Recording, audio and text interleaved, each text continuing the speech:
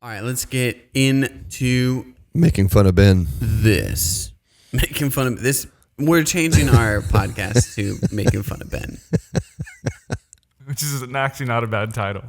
Welcome to New Way Stories. We were just talking about maybe changing it to Making Fun of Ben. I don't know. It's New Way Stories is a great like podcast title. It's what we're trying to do here, but Making Fun of Ben might like be a little grabbier. You know what I'm saying? We have different Bens on. Oh, you could just make fun of all the Bens in the world. All the Bens. I love Ben Kenobi, are you kidding me? That old man says he's peaceful and then cuts a guy's arm off immediately. Well, hey, but we're not changing it yet. We're still New Way Stories. I'm your host, Jesse Roberts. With me, as always, Darius Giles. Hey, I'm Darius. I'm your host. What? I'm your host, Darius Giles. No, I just wanted to say it once. No, you're the co-host. Learn your place. The insubordinate Darius Giles. No, I was going to say you're the only man who talks more with hand gestures than I do, Darius Giles. No That's drink. True. No drink is safe.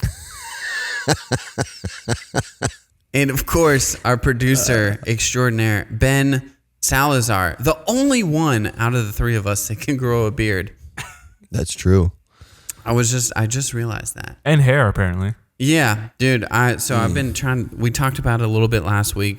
Been trying to grow the hair out, and I just think the Roberts / Curtis curse. I just have thin hair, and I'm gonna just cut it. I don't know. It's not working out. Depressing. That's and I'm cutting my hair because it just gets so thick and full and healthy that it gets hot on my head. It gets so hot. Bro, some SNL page just like posted a memory of Kate McKinnon's first episode of SNL where she does the skit with Sofia Vergara, and they're doing the Pantene Pro V commercial. Do you guys remember that? I think so. And Sofia, they're like, it's Kate McKinnon is Penelope Cruz, and her and Sofia Vergara are doing a Pantene Pro V commercial together. And Sofia Vergara and her are supposed to like go back and forth saying words that describe the shampoo. Mm-hmm. And so Sofia Vergara will be like, Loshos. And they're reading them off a cue card. Like they've been given these words. So Sofia Vergara's like, Loshos. And then Kate McKinnon will go, artesunafenamine is. And she's like reading all of the like chemical ingredients. And he's like, there's one that I can't remember what it is. And she goes, refrigerator. And he's like, no. It's Dexto. She's like, Dexto. And he's like, amphetamines. And she's like, refrigerators. And then Sofia Vergara goes, Penelope, let me teach you to say it. And then she's like, okay. She goes, it's refrigerator. That's me and Jesse are Penelope Cruz. Ben is Sofia Vergara. Yeah. That's amazing. How long ago was Kate McKinnon's first episode? It's crazy how long that era has been. Mm-hmm. I mean, it's got to be close to 10 years. Yeah. I was in high school. I feel like it was over 10 years ago, right? Oh, sure. I just said I was in high school. Yeah. 10 years ago, I was 24. 10 years ago. So add another 6 years. At least. 2012. 2012 was her first one? Yeah, that's what it says. Okay, so I guess I was in college. So 12 years. No, 10 years. 2012, and she left the cast at 2022. She was there for 10 years. Gotcha. But it's been 12 years It's since. been 12 years. She was on for 10. Got it. That's amazing. Hey, this podcast is about creativity, and we talk about creativity and how you can use it to make the world a better place. And today we're going to continue to talk through kind of this, non-traditional creativity. Maybe not even non-traditional creativity, but just simply like we believe that everyone is a creative, even if you aren't like a musician or a painter or whatever. Yeah. And so the the concept, the idea. We're going to talk a little bit philosophically, if you will, about creativity, and so I really believe it applies to everybody. And yeah, let's get into it. Right. Let's get out of it. But first, actually, let's not get into it. I want to confess something to you guys. I have a problem. Yes. And me and Ben have actually been meaning to talk to you about this. So this is actually 2 birds, 1 stone. oh, this is perfect. Yeah, this so is good. perfect. My problem is Your butt cheeks are cocaine. just the wrong shape. What? because of the cocaine. No, I keep buying books, and I am not a fast reader, and so I just keep piling books up on my shelf. And Yes. I'm just now I had bought this Rick Rubin book, The Creative Act, over a month ago, and I'm just now getting to reading it. But I also have like 5 other books on the shelf that I bought, and I Jeez. almost went into Inklings yesterday More like stinklings. to go buy another book. Maybe I should buy a book. I already have 5 books stacked, ready. I bought this science fiction book with Ben at Ron's Corner Book. It looks awesome. It's from the 1960s. It's just like a 60s. I forget what it's called. It's like Space Stories or something. Yeah, I was like, I don't need this book, but it looks amazing. Mm-hmm. Also, Darius, I don't know if you know this, but Keegan, Yeah. Michael Key, Yeah. he wrote a book with his wife Oh, that's so sick. called The History of Sketch Comedy. Oh my gosh. And I bought it, and it's been sitting on my desk for like 2 months, and I really want to read it. I'm going to check that out from the But library I've just today. been reading other things. So that's my problem, So guys. Well, I will say, Jesse, I'm a thank big you. dum-dum. No, you're not dum-dum. Thank you for sharing. Yeah, you are. But also, 5 books is not that bad. 5 books on the back burner, people have way more than that. I mean, I'm sure there are other books on the shelf that I have taken off the back burner and just said, you know what, it's good that I have this, but let's just put it. We'll just put it on the shelf. put it in I'm the not oven. ever. I had good intentions when I bought it, but it's not going to happen. That's your Tolstoy collection. Yeah, I do, because I watch a ton of Jeopardy. I have general knowledge of some classics. Napoleonic Wars. Exactly. I got a Milton question correct the other day because he wrote Paradise Lost.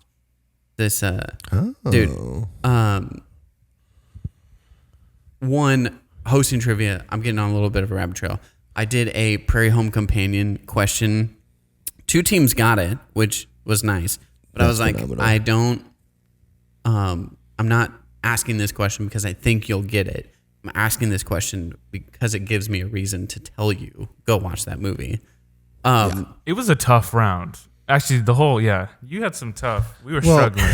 Really quick shout out to George Obermiller, who gave me that DVD when I was like 14. Yeah, I was going to say like 8th or 9th grade. He was like, hey, you want to be an actor? You should watch this movie. This is what great film looks like. And it's hilarious. The category that I did was put it all together and what do you get? And so I was kind of doing these. I did ingredients for a classic cocktail. I did some chemistry questions. I did, if you put together Tom Petty and George Harrison and Roy Orbison and Bob Dylan, what do you get? The supergroup Traveling Wilburys. But then I was like, the 5th question was a movie. I was like, what do you get if you put together Kevin Kline, Woody Harrelson, Lindsay Lohan, Meryl Streep? And I just kind of kept going. And then I love it because people are like, how have I never heard of this movie when you have like 8 A-list actors? I feel like most people I felt like didn't believe you. Yeah. Like, no, you're making this up. And I left off John C. Reilly, Tommy Lee Jones. Yeah. Yeah. Yeah. Anyway, it's a killer movie. All of that to say, I don't know why I was bringing that up, but Frank. Oh, movies and shows that you need to watch. A Prairie Home Companion. Prairie Home the Companion. other one, Frank of Ireland. Because there's it's a little crass, but it's so funny. There's a part where the French it's extremely crass. extremely crass. The French student, he goes, "Hey Frankie, better to reign in hell than serve in heaven, am I right?" He goes, "That's brilliant. Where did you come up with that?" He goes, "It's Milton. It's from Paradise Lost. Milton. Satan says it. Tried to justify like not serving God, but then at the end of the episode, Frank tells it to Doofus. He goes, "Doofus, better to reign in hell than to serve in heaven." He goes, "That's brilliant, Frank. Did you come up with that?" He goes, Yes. "Yeah." So I've never read Paradise Lost. I'm not going to read Paradise Lost, but if you make that quote, or if you talk about an epic written in the 16th century, Yeah. I'm going to guess Milton. Oh, I thought you were going to say just steal it. Steal whatever you read. Well, that's a great point. Steal it. You can steal it, and just as you can, people aren't going to, no one's read War and Peace. Like, you can lift that totally. That's the same kind of same kind of philosophy I have about candy bars.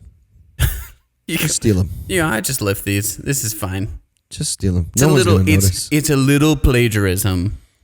Yeah. That's what I call it.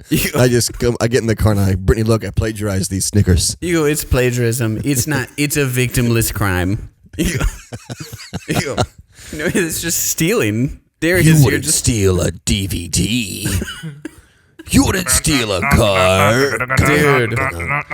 You wouldn't steal someone's grandma. Dude, that wouldn't steal my wisdom teeth. That early 2000s commercial was like hey, don't bootleg stuff. Like, you wouldn't steal a DVD out of the store. Yeah. That is like ingrained into my childhood. Like, you started doing that, and I like kind of saw the music, heard the music, saw the like fast paced crazy. That's so funny.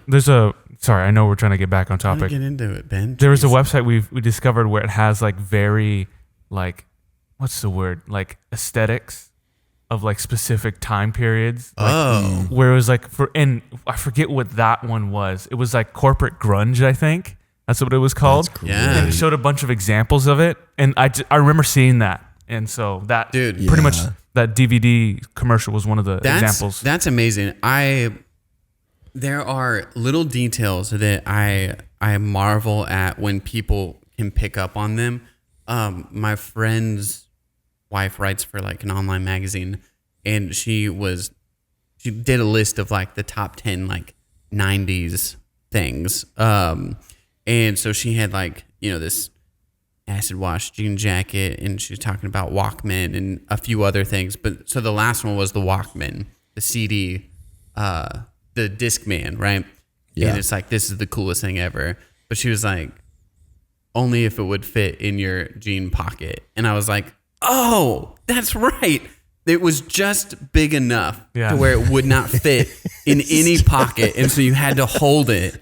And I'm like, what a brilliant detail that brought me back. Yeah. Like, the list was fun. I was like, I remember all these things. But that little detail that you couldn't fit it in your like jean jacket pocket was amazing. I'm like, man, those are actually, this is a great lead in. I wish I would have planned this because it would have been genius. Yeah. But we're going to actually talk about awareness today and how you can apply that in creativity. Yeah. And if you're interested, that website is called Cari, CARI.institute, and it has like everything. It's super You should cool. put the link in the description. Okay. That makes it easy. Mm-hmm. I love when Jesse easier. gives me more work to do. Yeah, man, just put it in the description. I tell Ben, we got 9 million links in our description. So once you cycle through all of those, you'll get to corporate grunge. yes. All right. So I've been reading the book, The Creative Act. I got to it off my shelf. If I tell you guys I'm going to go buy a new book, just say, hey, yeah, did you read those other ones? There's 5 of them, right? At least, just bring it up. At least as soon as I finish one, I can at least Yeah. Do we say 5 is the maximum on the 2 read? I feel like 5 is not a bad to have on deck. And so I could first in, first out, that sort of thing. I could take one off the top, buy another one, but put it on the bottom. Yeah. That's a good system. We're just here to keep you accountable. I'm an addict, making justifying it. I go, well, I read one, so I can add another one. I think that's bargaining. Okay. Yeah. So I've been reading The Creative Act by Rick Rubin, and there's a couple concepts that I want to talk about. I think we're going to kind of, what we did with the Show Your Work and all of those Austin Kleon books, we're going to do a little bit of that with The Creative Act as well. Yeah. And so this is one of the lines that he put in it. It says, no matter what tools you use to create, the true instrument is you. And I like that because, again, it's taking this concept of you don't have to be a musician. You don't have to be a writer or an artist or whatever. Like, whatever you choose to be creative in, like, the unique thing is you. Like, you're the creative. And I've been figuring out who this guy is. And Rick Rubin? Yeah. I mean, Rick Rubin? I heard of him through Riley Wilkinson. You're welcome, Riley. You haven't had a shout out for a few. We haven't had a shout out for a few episodes. I thought Riley was dead. He was like on the forefront of the hip hop movement, which is funny because he's just this like white dude with a huge beard, kind of a hippie, doesn't wear shoes. Kind of hippie, yeah. But he was just like into the hip hop movement, and the first like records that were coming out, he was like, it just didn't sound like what you heard in the New York clubs. Like, it was a very small thing happening in New York, and you had these guys sampling in the clubs and rapping over the top of it, and you didn't have now people press the space bar on their laptop and that's the concert, which is one of my like biggest pet peeves. Whatever, it doesn't matter.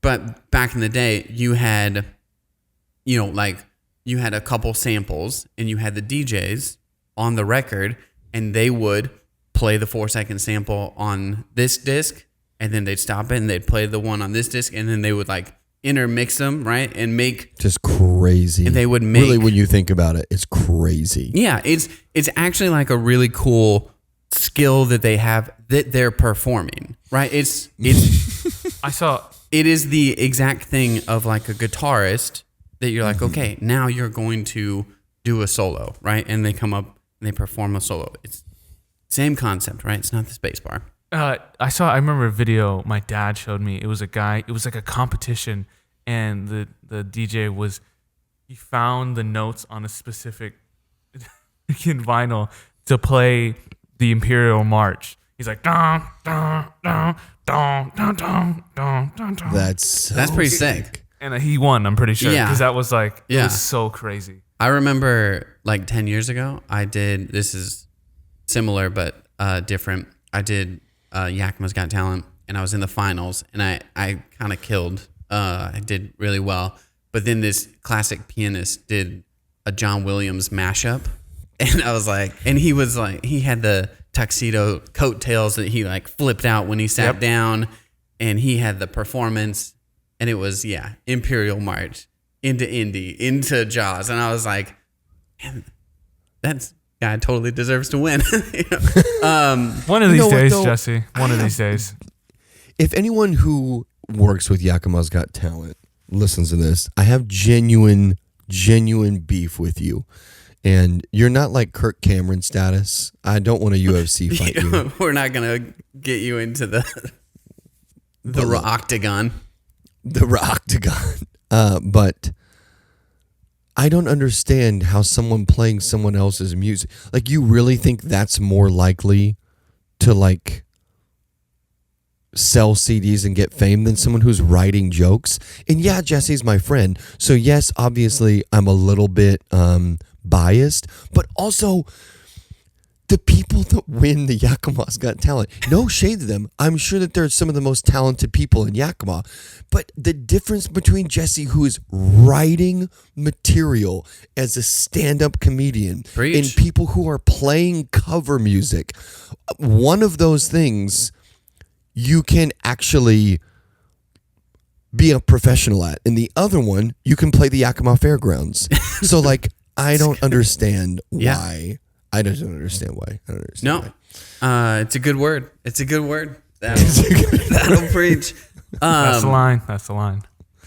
Yeah. This one, I will say he was like engaging, and obviously it's hitting my interests as well. I'm like, John Williams mashup. That's sick. The last one that happened like last year or whatever, that it was just a normal like rockabilly band that I could see at any Friday night bar. Any casino. That one got me. I'm like, there's literally hundreds upon hundreds of you doing the same exact thing. Anyway. And I know that sounds a little bit harsh. Like I don't want to diminish what the Rockabilly group did. That's really cool. They're probably phenomenal musicians. I'm sure that they worked and practiced hard. There's just a difference between a group playing covers and somebody writing original jokes. I just don't understand. I mean, to your point though, you brought up cooking a long time ago, and it's the perfect example that I have like followed recipes to the T, and like, you know, I do like burgers, right? Like smash burgers. And I make sure that I season them, and I do some things that I saw on YouTube. They tell me what to do. And then people are like, this is the best burger I've ever had. You're really good at this. And the reality is that I'm not actually really good at it, because like I'm just following directions. If you were like, okay, Jesse, take your cooking knowledge and create me a dish, I can't do it. Right. If you tell me what to put together, I can do that. I can listen to people who are really smart and really good at this, and I can just copy them. Follow a recipe. Right, exactly. And I think that if you obviously singing, you have to have some vocal talent to hit singing. You have to have a good voice. But so I don't have a good voice, but I could, if given the time, I could like practice and play most guitar songs. Not solos. Not all songs. But you give me the rhythm guitar, or you give me a distortion, and I just need to hit the notes on the correct time. After a lot of practice, I can do it. Well, the same thing is true. People will be like, John Mayer is the best guitar player of our generation. And I'm like, you are stupid. And I don't know how to say that nicely, but John Mayer is a phenomenal guitar player. Yeah. He is nowhere near the best guitar player alive. Guitar has progressed in such an insane way. If you want to go on TikTok or YouTube and find people who are some of the best guitar players in the world, they can do some things on the guitar that I would have literally never thought were even possible. Yeah. But John Mayer sells music, and they don't, because John Mayer is inventive and creative, and he writes interesting things, and he plays interesting things in interesting ways. So the question is not who's technically the best. The question is really who has mixed creativity with skill the best. Did you watch John Mayer's Conan episode? Oh, no. Was he on Conan Needs a Friend? Yeah. No, probably like 2 months ago or something. It's good. It's what I enjoy about Conan is that unlike this podcast, he gives me interesting tidbits and also makes me laugh. And it's like those are two things that we would love to do, but can't do it. So close. All right, so we're gonna actually get into what we're talking about. So the true instrument is you. I did want to bring this up just a little bit because I feel like there's something else that Riley and I were talking about. This book kind of has, if you read it at like face value, it kind of has like Eastern philosophy sort of concepts to it. And And then, but I view it through this like lens of I am a Christ follower. And so when I hear, no matter what tools you use to create, the true instrument is you, I look at it as like through more of the lens of being a Christ follower. So my natural bent is that like I am God's instrument, and the things that I'm making is an extension of God creating through me. Now, that's what I'm going to say to Kirk Cameron right before we fight. Yeah, I am God's instrument. It's like the David right before Goliath. You're like, I killed Stephen Furtick, and I will use God's power to bring you down. I'm like, I'm gonna be the Highlander of there could only be one pastors.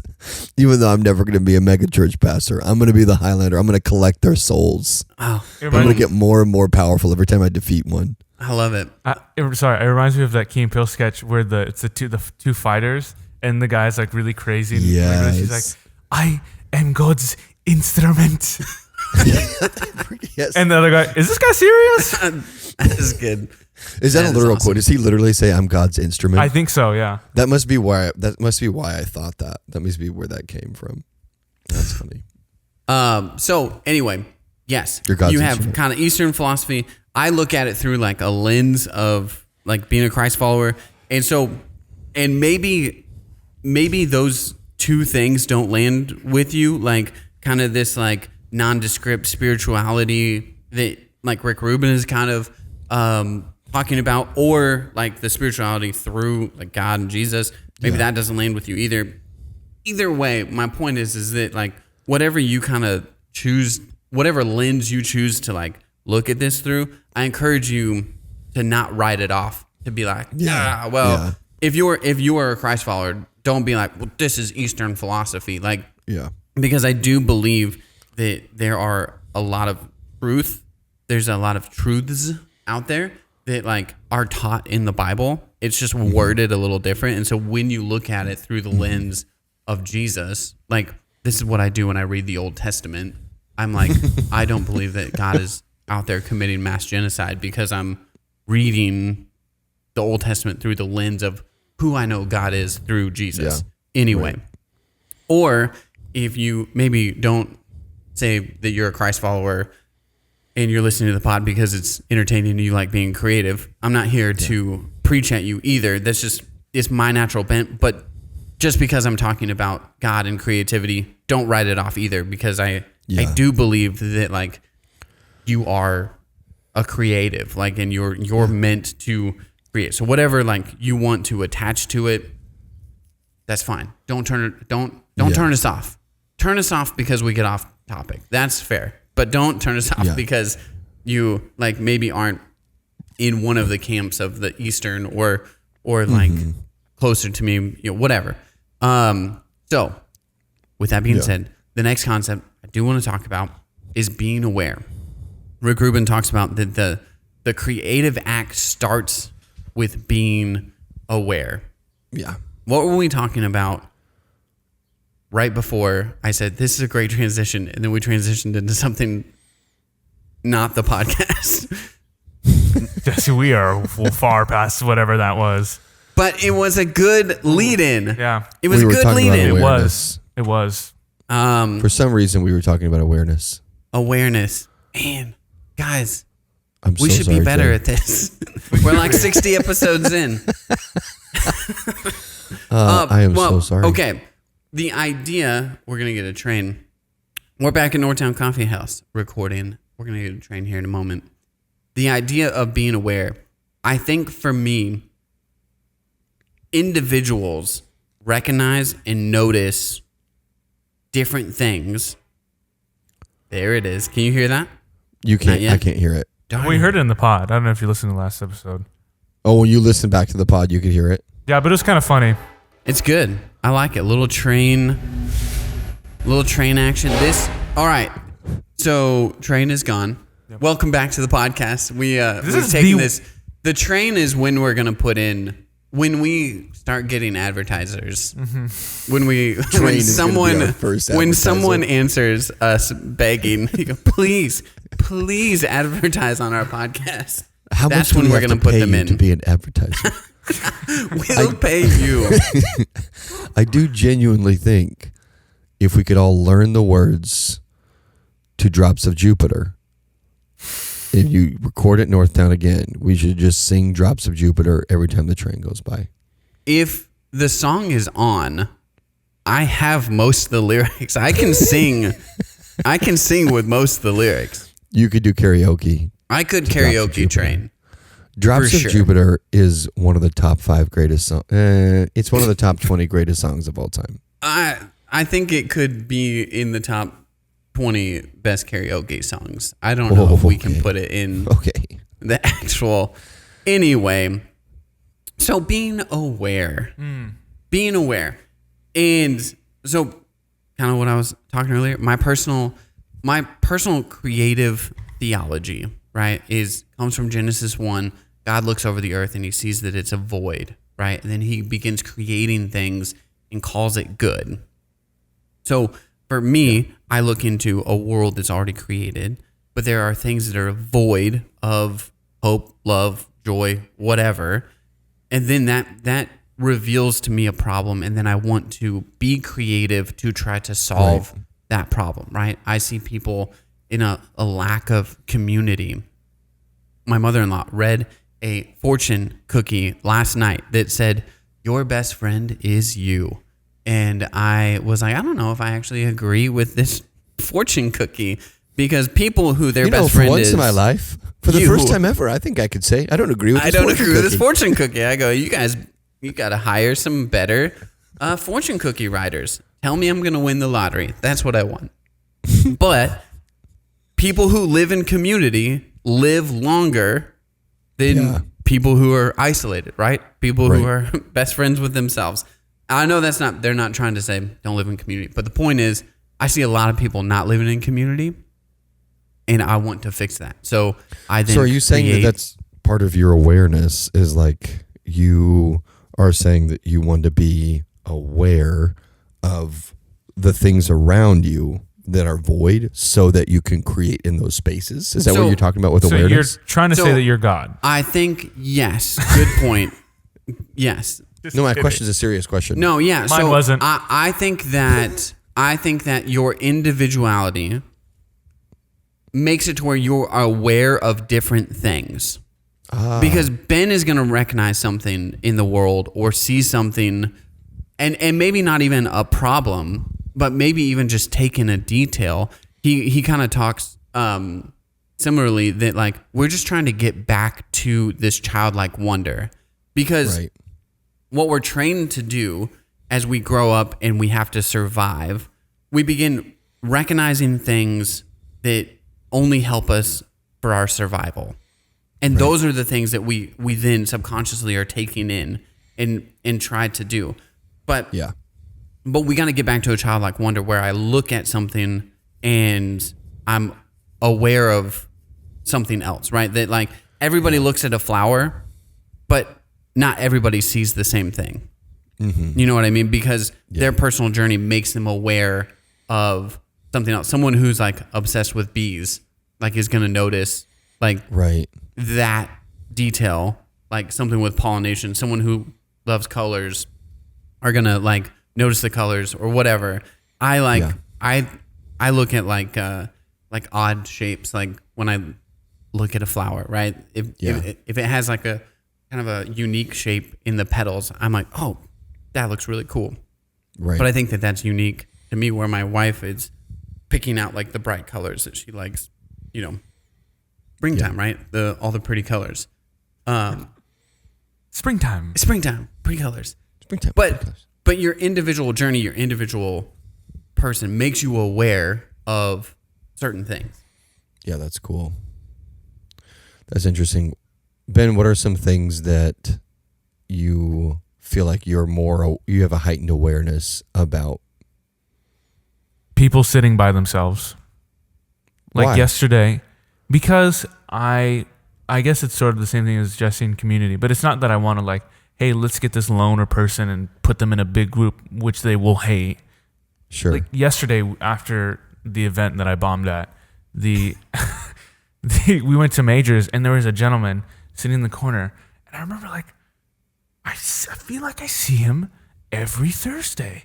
He's always sitting there in that corner, and he always gets a cheeseburger, and then he eats and leaves. And then I was like, and I should have done it, and maybe it was a Holy Spirit thing telling me like, hey, you should go and talk to him, and I didn't. And I was like, man, I really hope he just doesn't like, he has no friends, but he likes Major, so he'll just go there and sit him by himself. And so that's what I was aware of. And so I always like, and even like not like it's my job and my role, I hang out with a lot of, and I befriend a lot of weirdos, like a lot of weirdos, and help make them feel normal. And you should do a podcast with a couple I was of going them. to say, yeah. He's taking it upon himself to do a podcast with two of them. This is literally one of Ben's works to the Lord. He's like, this is my charity for these two idiots. Jewels in the crown. I think... I think Did you hear that's that, like... Leticia? I said me and Jesse were the idiots, and Ben is a beautiful, smart boy. No, I think it's because I'm mildly on the same. I'm very weird. I think So that...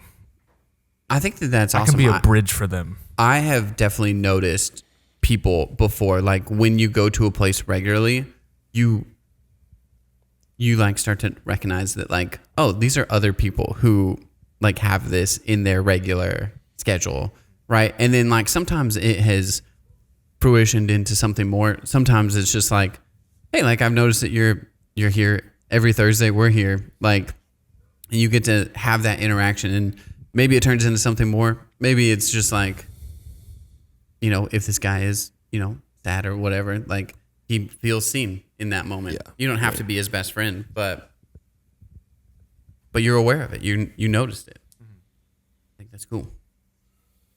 I try. I should have talked to him. That's I right. definitely. Hey, there's going to be another Thursday.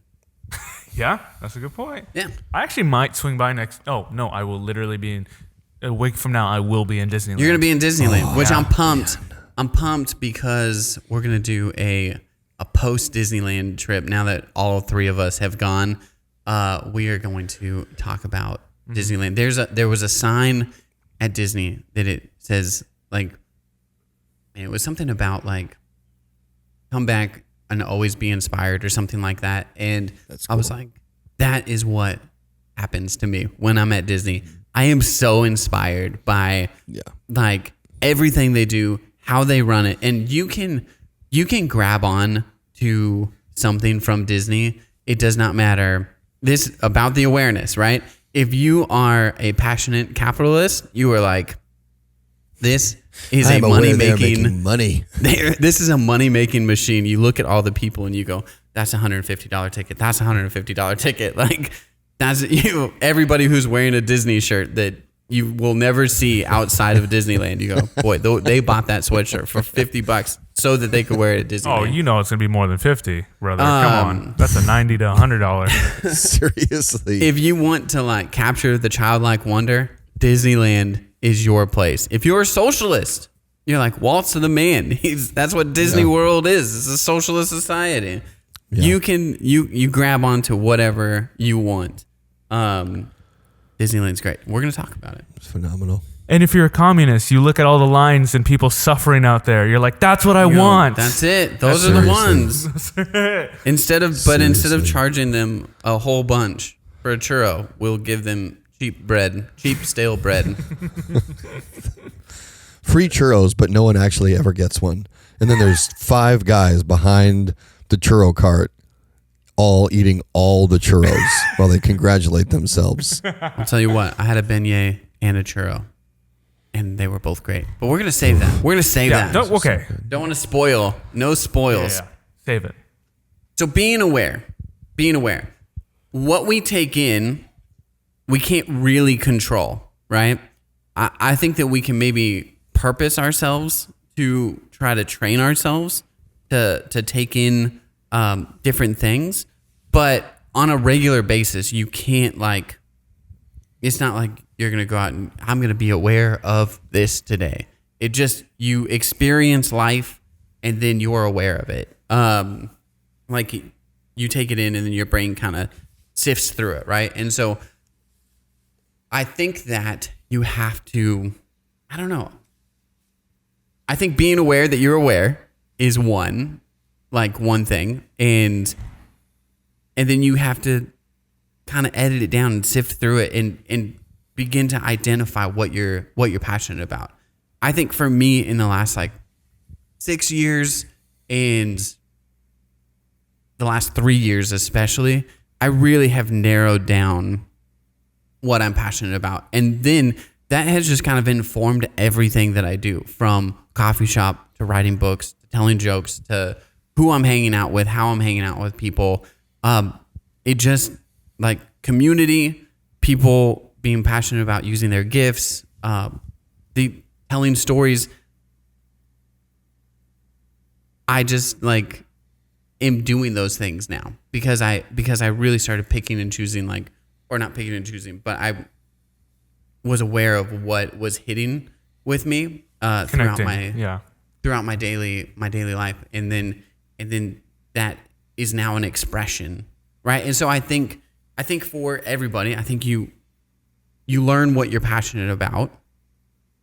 You realize I think keeping a journal, I'm terrible at keeping a journal, but I think the concept is really, really good.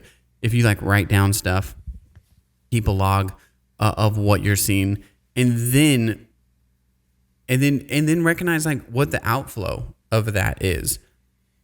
It may not be a creative act like writing a book or composing a song, but if give me something that a random person could be passionate about.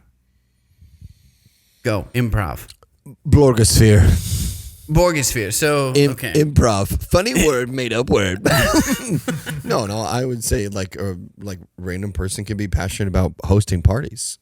Hosting parties. Exactly. Right. So entertaining, having a good time. I, as a junior high pastor, and youth pastor, whatever, I was I just want kids to come and hang out. It's what I wanted to do. I just wanted to go over to a friend's house and hang out, watch a movie, talk.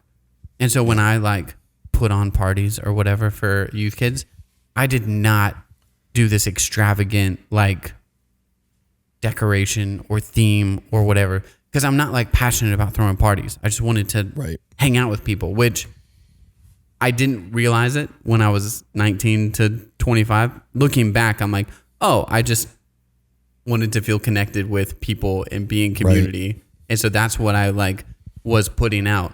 But if you're passionate about parties, the theme, how you decorate, what you can do, the food, right?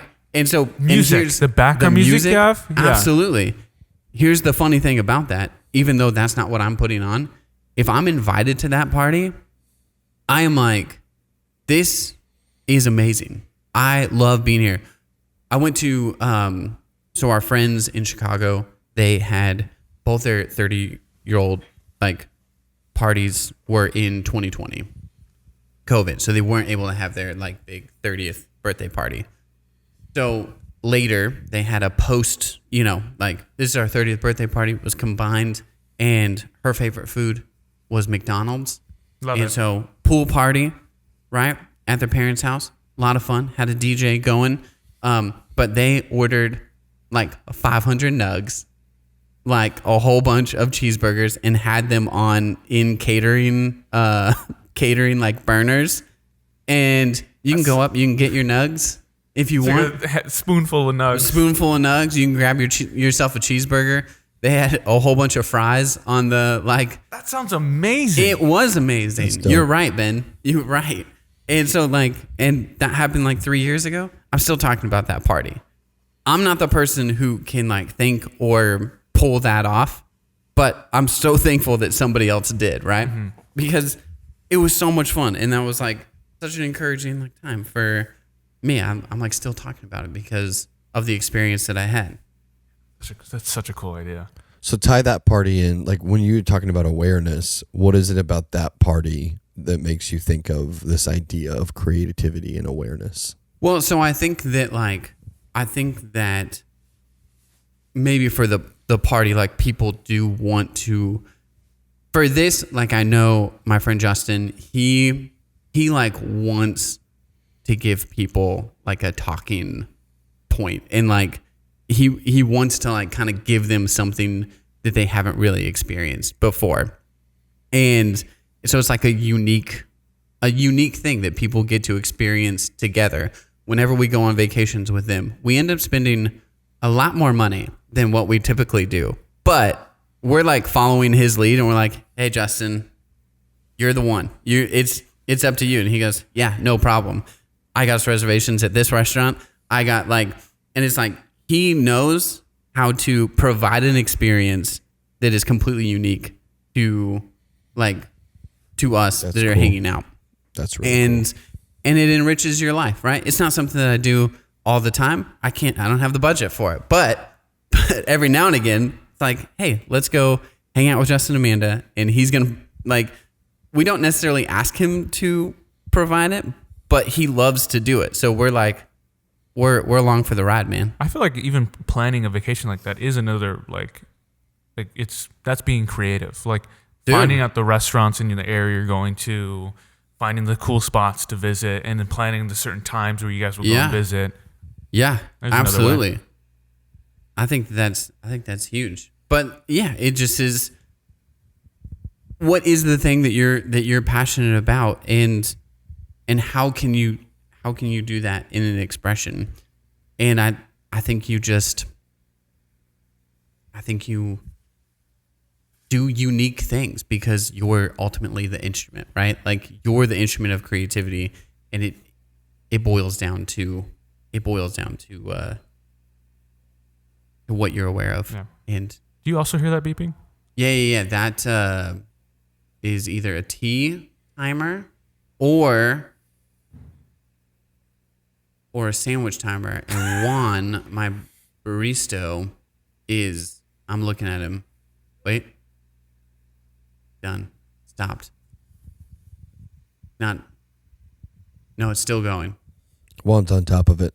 Juan knows what he's doing. Well, okay. This is kind of like the train, but you're getting the sounds of the coffee shop today because we're actually in a different room than what we were. This is probably legitimately the worst spot to record a podcast. Yeah. You think so? I think so. Okay. I think there's so much going on behind this. Echoey. It's echoey. The train seemed louder in this room. I don't mind. Now, I could be wrong. This could be just because I'm passionate about coffee shops. I don't mind the sounds of the coffee shop happening. And I'm passionate about audio sounding good. Yeah. Good? Yeah. Yeah. Is that that's what I'm passionate about. At the end of the day, that's I think. So we'll move it back in next time we record. We'll move it back into the other room. I think so because there's like more things to absorb the sound. Yeah. There's like cushions and stuff. Yeah. So anyway, be aware. Mm-hmm. Be prepared. I went into Scar's song there. Ben, you know what I'm talking about? Lion King. Be aware. That song was not in the CGI Lion King, right? Be prepared. Well, so like they ixnayed that one. Like so was like there was no soul in that live action CGI one too. That live action CGI was rough. Yeah. To have such an insane cast and still drop the ball, I don't know, bro. Yeah. John Favreau is an interesting. I should do like my favorite directors. I think at some point because John Favreau is up there as my favorite director, but he has more like whiffs than a lot of my other like favorite. He's directed some of my favorite movies, and like Elf is amazing, Iron Man is amazing. His like indie stuff early on, like Swingers and stuff, is all incredible. Chef. And the Chef, yeah, exactly. Chef is so good. And then you're like, he also does Zathura and Cowboys and Aliens, and that's so odd. Yeah, it's kind of like complete whiffs. It's like M. Night. He just goes back and forth. Lion King. M. Night. It's like he goes back and forth. Like, oh my gosh, this movie's so game changing. To like one of the biggest pieces of crap you've seen. Well, that I didn't watch M. Night's most recent one. Yeah. But he had a run of like 6 movies that you're like, these are all amazing. And I know some people didn't like Signs, or not Signs. Everybody likes Signs. The Village. The Village. Some people don't like The Village and Lady in the Water. I really like Village and Lady in the Water. Which is the one with Mark Wahlberg? Is that The Village? The Happening. The Happening. The Happening, I think, is where it officially started going downhill.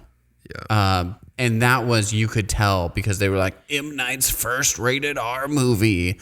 And you're like, well, this movie's not going to be good. Yeah, they're trying to sell it on. Yeah. If that's what you have to do to sell it. Yeah, so it was like The Happening, and then The Last Airbender, and then some other movies. You're just like, boy, M. Night has lost it. But I felt like I feel like I did not enjoy that movie. Okay, I heard that it was okay. No. And then his like most recent one, I am curious at watching it because he did the cabin knock in the woods. Yeah, cabin and be knocking. Yeah, if the cabin's rocking, don't come knocking. M. Night Shyamalan. Directed by M. Night Shyamalan. It's like a zany high school summer camp. Which is his first movie, is a zany high school comedy that bombed in the early 90s. Yeah, so anyway. Yeah, it was called 10 Things I Hate About You, and no one liked it. Oh my gosh. That's an incredible movie. I'm kidding. I love that movie. Anyway, I should talk about my favorite directors, because I think that would be an interesting convo. But why am I talking about it now? Lion King, Jon Favreau, terrible movie. But I love Jon Favreau. Be prepared. Be aware. I got us back. You got us back. That's like a mystery novel. If you like start, how on earth did they get to this end point? You start at the end, you work your way backwards. That's how you solve a great mystery novel. But you go, boy, how did he backwards? How did they get this going? That's us. So be aware. That is, be aware and allow that to kind of. Ben, you're just talking about bombing and not being able to think of words. That's what I'm doing right now. No, that was 9/11. Oh my gosh, Ben. Ben is on a tear. He's on a tear. I was literally going to say the word tear. He's on a tear today. He's on a terrorist today. He bombed last night in young adults, and he goes, I'm bringing everything down with me. Yeah. Go. If I'm going down, you're going down with me. And that's what they thought when they crashed the plane. Oh my gosh. There's this guy I went to college. There's a group of young men I went to Bible college with who, for whatever reason, I noticed that they made it their goal to tear down every speaker that we ever had at the school for anything, and like try to pick apart their theology and all this. And none of them were good communicators. I was going to say, this is a classic college. I'm not a master of anything. Yep, absolutely. It was literally that. None of them went on to even become pastors. They all got their degrees in the biblical literature, and then went on to work at summer camps. And this one guy said he was just like ripping apart like a Chad Veach sermon that we had in chapel. And I was like, can I just ask you a question? He was like, yeah. And I looked straight at his neck beard and I said, why do you do that? Like, what is it that makes you feel like so passionate about critiquing these people? And I was trying to like not be hostile in my question so I could get a real answer. Yeah. Even though I was very annoyed. And he goes, well, I know that whenever I speak, people are going to do it to me. So I'm going to do it to everybody else.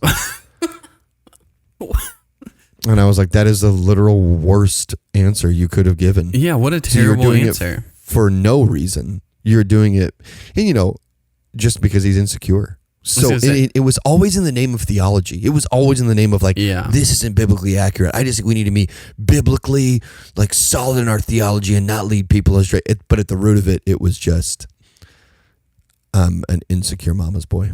Yeah. Which Chad Veach is like one of the most engaging like speakers. He's one of the greats. He's definitely one of the greatest alive. Yeah. I mean, like him or hate him. I definitely went through that. Is he on the list, Darius? Who? Is Chad Veach on the list? I would feel so bad beating up Chad Veach. It would be a bloodbath. I mean, I haven't seen him for a lot of years, but he is tall and lanky. He's a basketball player. Yeah. So that's all. Like, I'm not going to fight basketball players. I don't push over children, and I don't fight basketball players. I have a sense of pride. You could annihilate this man. Yeah, you could make. Is he still doing? You could make him bleed out of every orifice. He still has his church in Los LA? Angeles. Yeah, phenomenal church. He's not going to have it very long. No, yeah, because they will be hosting his funeral. Yeah, he'll be preaching from a wheelchair soon. If anybody has claymation skills or like animation, please reach out because we would love to do an animated series. Stop motion Lego would be sick. Watch Denton Steen do it, and it's just a bunch of claymation, or Uzi do it, and it's just a bunch of claymations of like female pastors beating the tar out of me. Just female pastors. Come on, Darius. Jeannie Mayo just ripping my head off. Christine Kane backflip kicking me in the chin. This is something that would be great. Joyce Myers. Joyce Myers, have you in a headlock, like just sucker punching you. That'd be great. I would love, so the celebrity death match, if we could recreate this. Celebrity pastor death match. But it would be a celebrity pastor death match. Christian celebrity death match. Darius is just like rolling through the celebrity pastors and Kirk Cameron. I think that it would be incredible. And it has to culminate with like an epic fight. Yeah. You and Driscoll, that would be the ending. No, it has to be Kirk Cameron. Mark Driscoll's probably... You can't end... Like, if we're talking about physical fights, unless you give Kirk Cameron... If it's animation, then yes. But you have to give Kirk Cameron a special, like, superpower. No. Or something. No, the thing he has, like, the sword... Like, his sword master, like... it's like a blue... Yeah. Right. So Darius, like, gets an arm cut off, but still or he, like, defeats him. He gets to tag in John MacArthur every 30 seconds. Right. Oh, it's a tag team. Ooh. But like it has to end with like me either barely losing Rocky style or barely winning against Craig Rochelle. Well, so that's because he's just jacked. The feud is Kirk Cameron, right? No, I think the point is like it's like Joker and the Batman. Joker at any point could annihilate the Batman could at any point beat the crap out of the Joker. Okay, man, are we gonna get in another hour argument here? It's the psychological torment. That's the real villain. It's not the physical. Kirk Cameron. Yeah, Darius could definitely beat up Kirk Cameron. So Kirk Cameron is the announcer this whole time, but he's just like taking pot shots at Darius. Oh yeah. He goes, I don't know. Well, at the end, I just annihilate Kirk Cameron. And then as he's like laying on the floor dying, he takes off his mask. And it's actually it's actually Brian Houston. It's actually like one of my personal mentors, not Brian Houston. It's like one of my personal mentors. It's Don Ross. Now you have to defeat him. He takes off the mask and it's Jeff the elbow doucheman who would never listen to this podcast. No, he still hasn't. I'm trying to. I like it. So yeah, if you have animation skills, reach out. We would love. We'd love to get this on. Oh, I was gonna ask, how much like jail time are you like willing to do for the pod? What? Yeah, none. Yeah, Darius, I thought when I asked you to do the pod that you would I'll be do dedicated. Prison. I'll do prison time. Okay, perfect. I'll do a week and a couple hours of community service. Because so you've got Celebrity Deathmatch, which was like MTV in the 90s. Maybe it's on Ben's podcast, or not podcast, his website that he pulled up. But you also had this not very cool thing called bum fights, where people, it was like very early on, pre-YouTube, people would pay bums $20 to fight. Terrible stuff. However, we could get Darius like $20 and then you just like go pick a fight. You show up in Atlanta and you just work Andy. Andy Stanley. You just see Andy Stanley coming out of the church, and you go, next generation leader, this, and then you like just elbow him, run and like check him. You go, Stanley, check. No, but that one. Look back at the camera. Yeah. That one has to be a tag team. Andy Stanley with his son Andrew Stanley, who's the comedian, and Jesse, you have to fight him. Oh, okay, that's fair. Andy Stanley's son is a comedian. Yeah. Oh, interesting. He's pretty funny. That's cool. Yeah, I think so. We either get animation or Darius, you start putting in some legwork. Yeah, and we record you just body checking your way up the list. Her camera's the tougher one because he probably has some security around him. I don't know. Oh gosh, that would be the funniest way to do this. Would just be candid camera. I run up and just elbow to the chest people. So, but I don't think that we can. I don't think we can do it without you getting jail time. So that's the only reason. Could if I wear asked. a ski mask. Oh yeah. And you use a what do you call it? You use a what do you call it, Ben? When you change your IP address, you VPN. upload. You use a VPN to upload it. We're good. Gotcha. We're good to go. Can I like use a voice changer so that people recognize my voice, right? Jesse, it sounds like you really want to use a voice changer, and I'm just gonna say I would love you to use a voice changer. Can I just? It's like the hidden witness.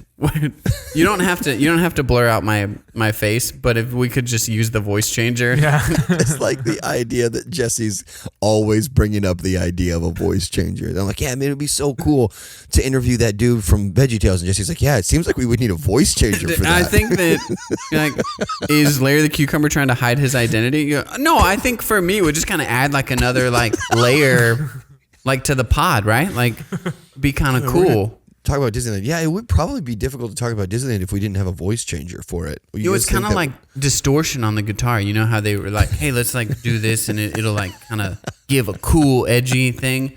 But if I did that on my voice and I like started to, maybe I could sing Train, but with a voice distorter. Oh, hey, Ben, we should get some new equipment for the pod. Oh, yeah, like a new mic? Yeah. No, I found this pedal that I'll like work it in. I'll give you an Amazon wish list. And you're like, Jesse, what's this? It doesn't matter. All right, guys, we digress. We Degrassi Hill. Hi. Neil deGrasse Tyson. Neil deGrasse Tyson. I don't like him. Because he's black. Come on, Ben. This guy is on... You don't like Neil deGrasse Tyson? Are you just like... You don't like astrophysics? Is that... He's a jerk. Neil deGrasse Tyson... I don't know if you've ever seen him talk about religion, but he's an a-hole. Well, he's like some kind of... He's an astrophysicist. They're all a-holes about religion. Yeah. No, we're not, actually. Some of them are like intelligent anyway. Neil deGrasse Tyson's a butthole. They go, listen, I've looked through telescopes into space. I don't see heaven. That is literally what he sounds like. Yeah, and that's not far off. It's like he sounds like a bad Trump doing. I didn't even know you were doing Trump. I've looked through telescopes. I looked through telescopes. Big telescopes. I got to tell you, I'm not seeing anything. If I did, I would be the first to tell you. That's a good Trump. That was my Neil deGrasse Tyson. Okay, we got it. Make it more hip-hop. If you like the pod... Oh, don't do it. If you like the pod, go ahead and subscribe, like, and follow, and do all of that. If you wanna hear truth bombs and zany jokes, I hope you're okay. If you want more from Neil deGrasse Tyson, follow me on the Instagram at NewWayStories. Right into the pod. You can email into the pod any question you like. I'll answer it. I'm not afraid of the truth. You want to put me on trial? You want to put me on trial? That's fine with me. This is fun. Trump is a fun... Honestly, it's fun.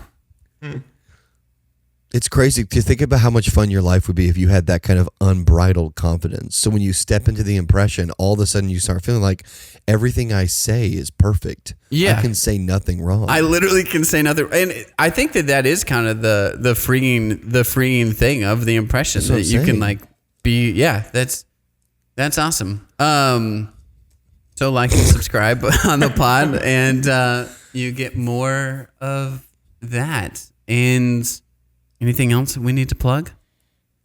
No.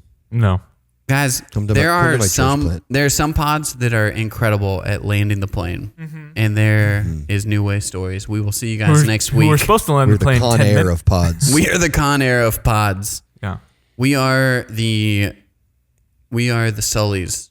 The Sullys of podcasts. We land the plane, but sometimes it's in the Hudson. All right, see you guys.